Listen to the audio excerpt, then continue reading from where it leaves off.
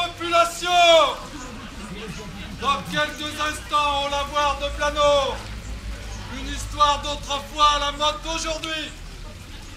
Le singe ne lèche pas. Non, le linge ne sèche pas en milieu humide. Toute ressemblance avec des personnes existantes ou ayant existé serait fortuite et non voulue par les auteurs. Dites-nous un peu pourquoi. Attends. Le ministère du Travail informe les lavandières de notre beau pays qu'elles pourront désormais cesser de frotter leur linge au bout de 35 heures hebdomadaires. Pas encore. Moi, si ça me fait de travailler maintenant, hein. Et puis, j'ai peut-être arrêté ma semaine au milieu d'une lessive. Je vais dire aux clients, bah écoutez, voilà votre chaussette, vous reviendrez chercher la suite, la deuxième, la semaine prochaine. S'il vous plaît, madame, non, c'est pas moi qui fais la loi, puis j'ai pas fini mon annonce. Le ministère du Travail, non, de la Santé publique, celui-là, informe, entre autres les lavandières, que le mal de dos sera reconnu comme maladie professionnelle à condition de justifier de 156 trimestres de longs et loyaux services. Non, de bons et loyaux services. Ouais, bah moi, ça me fait une belle jambe, hein. Parce que c'est pas avec cette misère qu'on va mettre la poule au pot tous les dimanches. Ouais, si tout le monde vous confie des belles lessives comme ça, vous allez bien y arriver, madame Dunon. Ah bah parlons-en de cette lessive. Ça a l'air d'être une belle lessive comme ça, mais c'est bien, parce que les artisans du village m'ont confié leur linge pour ce jour de fête, hein.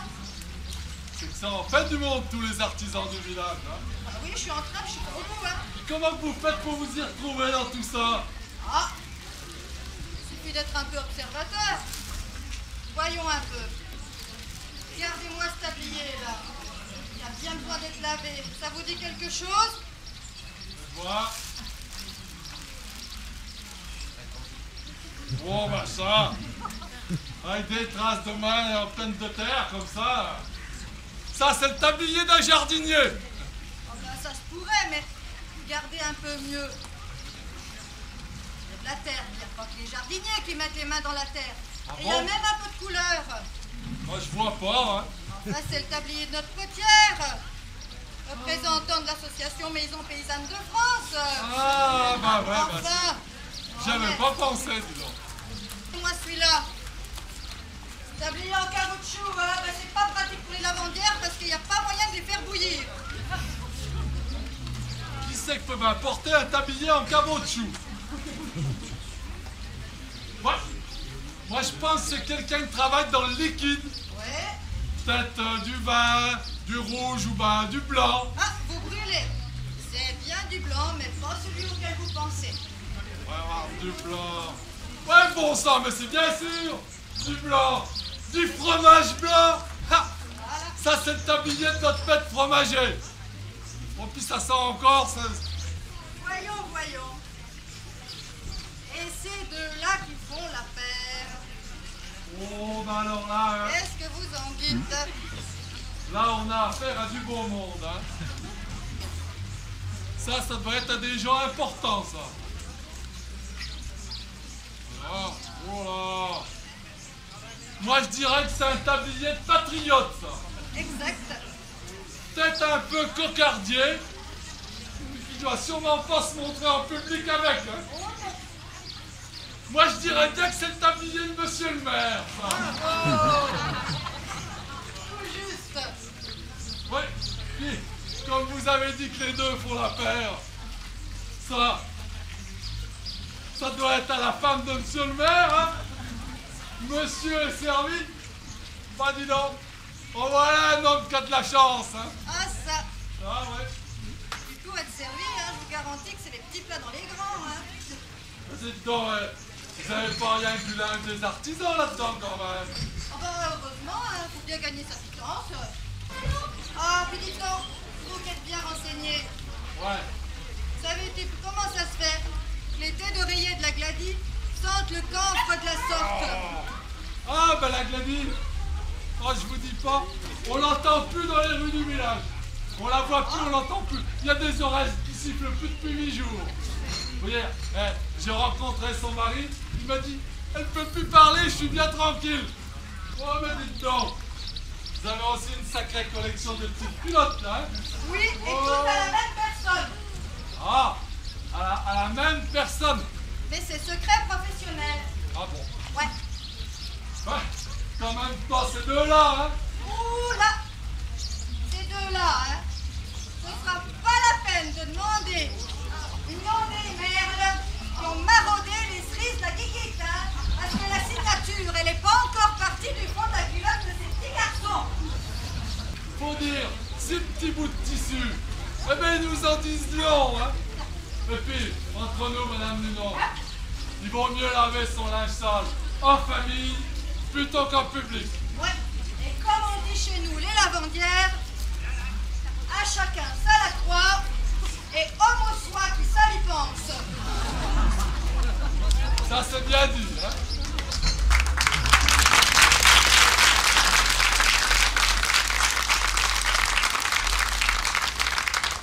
On a avancé le chiffre de milliers de personnes ce jour-là à Blaneau. Mais c'est une mode de gonfler les résultats. On peut cependant parler d'un grand succès. Et puis, le ciel était avec nous.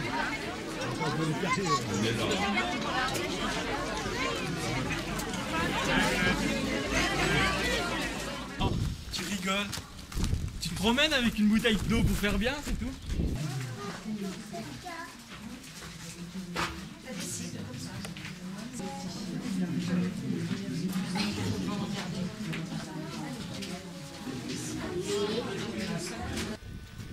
Monsieur Bonnefoy nous a ouvert toutes ses portes, même celle du caveau.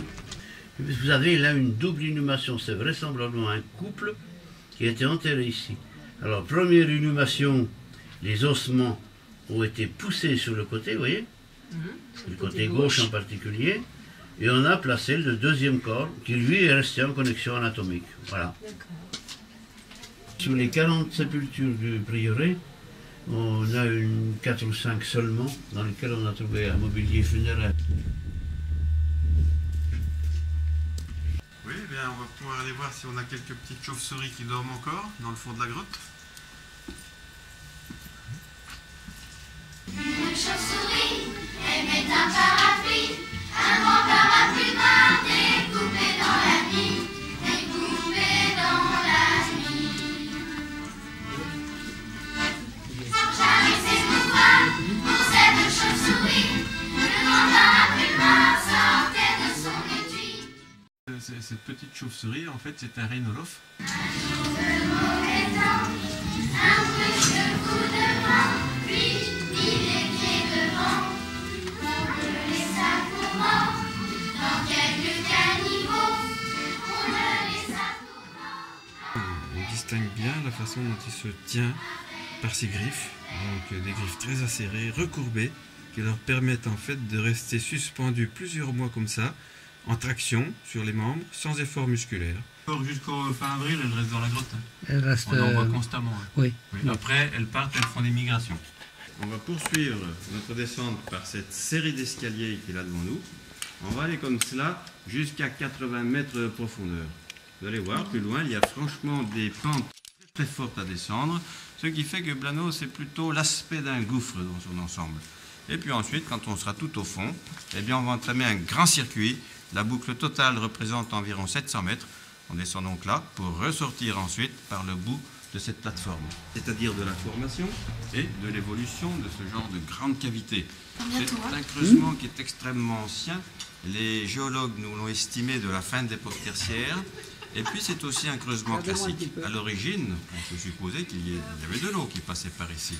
On peut même penser que dans certaines périodes géologiques assez anciennes, il y a eu là des rivières souterraines conséquentes. Pour former un vide de cette ampleur, bien sûr qu'il aura fallu beaucoup de temps, mais aussi beaucoup d'eau.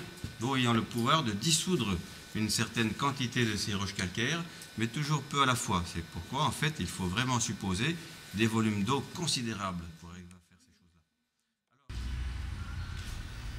choses-là. Retour à Cluny. À la Malgouverne, Claude Amano, devenu depuis Amano, nous révèle un talent certain. On en redemande.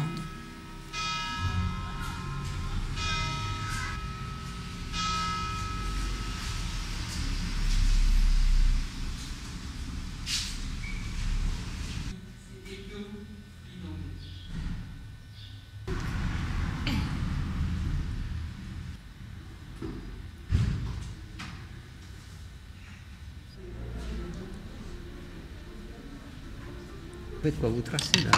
Mais je trace toujours pour savoir où est-ce que je taille. Alors qu'Isabelle Quiton, sculpteuse jurassienne, fignole un sein de bois, dans le même registre, Emmanuelle et Elisabeth, clunisoises bon teint, nous présentent le véritable travail de l'icône.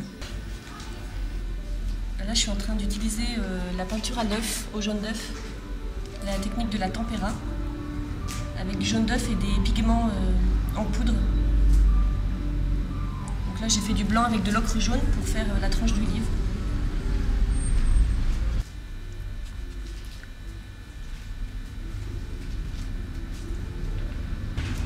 Alors ça, c'est le bâton qui me sert à prendre un point d'appui et ça me permet de ne pas poser la main sur l'icône.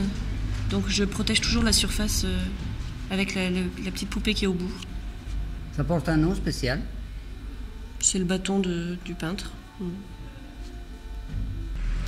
Donc c'est une icône de démonstration pour montrer les différentes étapes par lesquelles on passe pour la réalisation d'une icône. Donc on a d'abord la planche en bois sur laquelle on va mettre un enduit. Là on va d'abord commencer par des couches foncées et on va mettre les lumières progressivement les unes par-dessus les autres. Donc on va aller du plus sombre vers le plus clair. Et on termine l'icône par les visages, parce que c'est le centre de l'icône, et ensuite on met le nom pour terminer, voilà, en quelques mots. Au niveau, ouais, si tu mets d'eau, parce qu'il n'est pas totalement même. Non, alors rajoute un peu de pigment, rajoute un peu de pigment dans ta couleur, c'est que c'est trop liquide, c'est pour ça que tu as du mal, mais ça va devenir trop rouge aussi. Tu es obligé d'enlever un petit peu de rouge, là, un petit peu. Mais peut-être c'est ça la solution déjà. Oui, non, mais après il faudra quand même repasser une couche. Tu atténues un peu comme ça et après tu repasses une couche parce que tu auras des petits trous sinon.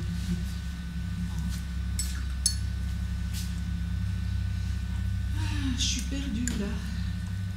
De nouveau. Mais alors qu'est-ce qu'il faut? Ouais, parce que tu en as toujours de la deuxième lumière. Laquelle? La deuxième? Pas assez à chaque fois. Oui, c'est ça. Parce que là, tu aurais pu le faire plus large ici. Parce qu'en fait, là, ça te fait un petit paquet là, mais normalement, ça continue. C'est plus épais, tu vois. Pour que ça ressorte bien, sinon ça fait un peu chaud.